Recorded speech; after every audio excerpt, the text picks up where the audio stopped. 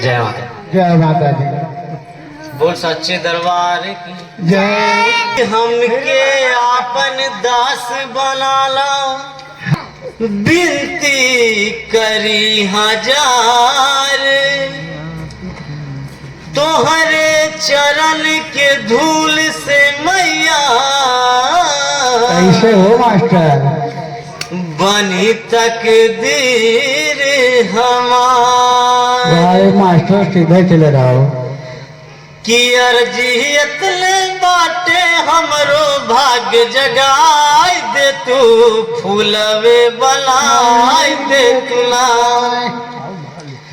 कि अर्जियत ले बाटे हमरो भाग्य जगाई दे तू, फूलवे बनाई दे तू ना।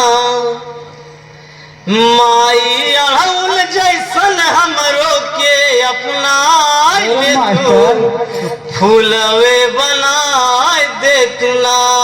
माई अड़हुल जैसन हमरो के अपनाई ले तू, फूलवे बनाई दे तू ना। बोल सच्चे दरबार की जय।